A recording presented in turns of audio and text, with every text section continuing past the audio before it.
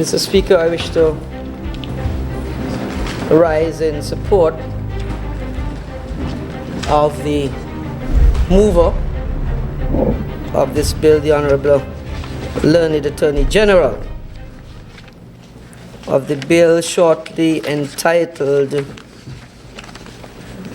Bail Amendment Bill 2017. And to, Mr. Speaker, lend my voice to give safe passage to this bill through this honorable House. Mr. Speaker, the parent legislation dates back to 2012. In fact, it is number 18 of 2012. Since that bill was passed through this honorable House, we've had one slight amendment to it, dating back to Act number 22 of 2013, and the Parent Act being gazetted on the 18th of May 2012 through the Extraordinary Gazette number 23 of 2012. You've heard the Honorable Attorney General outline, Mr. Speaker, the elements of the amendment to the Parent Act. And I think, if my memory serves me correct, there were 4. But, Mr. Speaker, the problem, I think, of criminality in the Federation is not a new phenomenon. In fact, I recall sometime in 2002, there was a meeting of stakeholders in the country at the Fairview Inn, so that the stakeholders could come together, put their heads in a meaningful way to come up with solutions to try to arrest the problem as it related to crime then in 2002. In fact, I recall then, as the leader of the People's Action Movement, we had placed before that very gathering that day a 16-point plan to try to arrest the problem that had then begun to take root in the Federation. That was 2002. We are now 15 years hence in 2017, and we have been at this in terms of finding solutions time and time again. We have engaged, Mr. Speaker, schools. We have engaged the NGOs. We have engaged the business community. We have engaged the religious community, all in an attempt to find a solution or solutions to the problem that persists today. In fact, if we look at the last budget of this government, Mr. Speaker, $72 million, I think, was allocated to national security, showing the seriousness of this government in terms of arresting the problem of crime. In fact, this government also brought in a gentleman by the name of Dr. Neil Chaitham, again to engage the youth to find the problem and see if we can get a solution to it. And all these have been a multi-pronged approach by this government to make sure that we arrest the problem. Because, Mr. Speaker, you see, we cannot allow a few misguided persons in this community to hold the country and the Federation to ransom, to hold the country and the community in fear. And so we as a government must initiate measures to ensure that we take the fight to the criminals, Mr. Speaker. Our job, Mr. Speaker, as a government, first and foremost, is to protect our citizens, to ensure that our citizens are either not in fear or not put in fear. That's the obligation of this government, Mr. Speaker. And so, in seeking to arrest the scourge of crime and criminality in the country, some measures we take, Mr. Speaker, may have to be draconian. Because at the end of the day, this government has an obligation to the people that we serve. And so when we look at these amendments, Mr. Speaker, clearly the amendments are designed to ensure that we put in place a measure that seeks to ensure that persons who have already committed criminal acts, which are specified, this anchor bracelet is placed on them.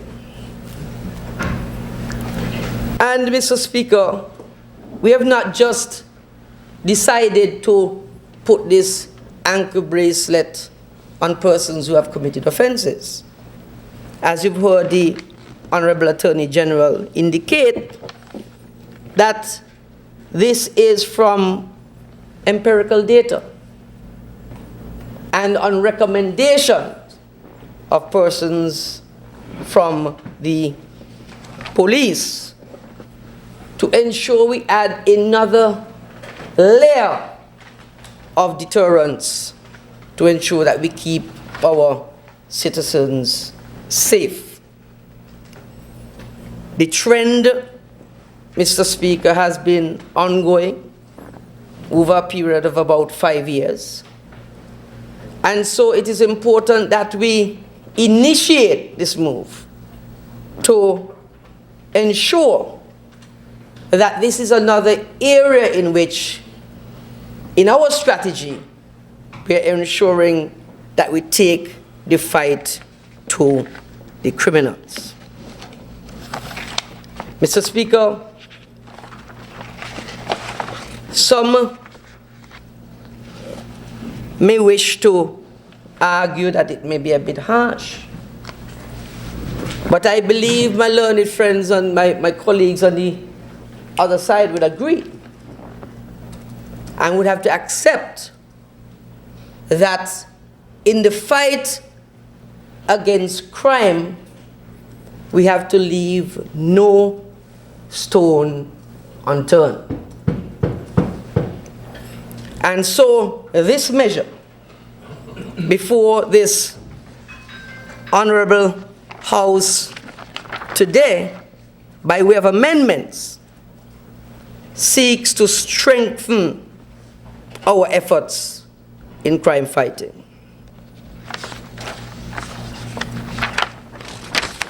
And, Mr. Speaker, if one looks at the amendments, they're very specific. They are in relation to firearm offenses, in relation to terrorism, in relation to sexual offenses, in relation to murder. So we have not taken an all-embracing approach, but we are finding ways to ensure that those heinous crimes, we make sure we do everything in our power to ensure that they are curbed, Mr. Speaker. And so, Mr. Speaker, as far as I am aware, the effect of the anchor bracelet is to ensure that we are able to track those persons who would be the wearers of them, to ensure that at every opportunity we have available, we can determine where those persons are. This is just taking it a step further, Mr. Speaker, because there are provisions as pertains now where persons who are on bail have to appear at the police station twice a day sometimes. Sometimes in the morning, sometimes in the afternoon. And so this is just an added measure of something that is or has been, in practical terms, been in use before. Mr. Speaker, the Honorable Attorney General may not have said it, but we on this side of the House, Mr. Speaker, are taking this issue of crime very seriously. Very, very seriously. Because we cannot allow the issue now that pertains to, some may say, gangs, seep into the society at large. We have to contain it. And so we are asking the general public to understand that some measures taken, they may not all like, but they are measures intended to safeguard the majority of persons in St. Kitts and Nevis, to make sure that the economic climate that this government has created in terms of the growth in this country continues. Because, for example, tourism alone, hundreds of millions of dollars into this economy. We cannot afford to hamper that. Cannot. And the issue of crime is not a political issue. So,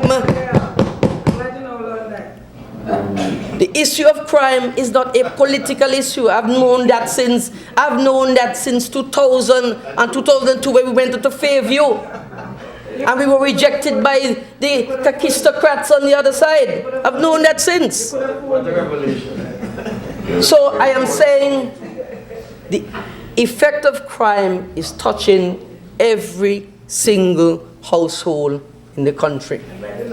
And I want us to be serious about it, because this is not a laughing matter. This is a matter that we have to take control of. This is a matter that we have to arrest. This is a matter we have to deal with all seriousness. And so, Mr. Speaker, I would be surprised if the members on the other side were to come this morning or this afternoon and take an opposite view. Because they must remember that this didn't start overnight. This did not start from February the 16th. This has been a cancer for the last 20 years. And we have to rid this country of the cancer that seems to be pervading the society. And I would lastly add, Mr. Speaker, that We have to go right down into the kindergarten. We have to begin there. Because our society seems to have been, the soul of our society seems to have been ripped out. And we have to go back to the kindergartens to re-engineer the society in which we live. And we can't take this for granted. And we have to do the re-engineering now. And so I know that part of the fight against crime and the $72 million that's designated for the national security, part and parcel of that has to be, and I'm glad Dr. Chaitan came here the other day, to be an engagement of the youth to make sure that we don't lose a generation. And so with those few words, Mr. Speaker, I lend my voice to the safe passage of these amendments in this bill to this Honorable House. Mr. Speaker, I thank you.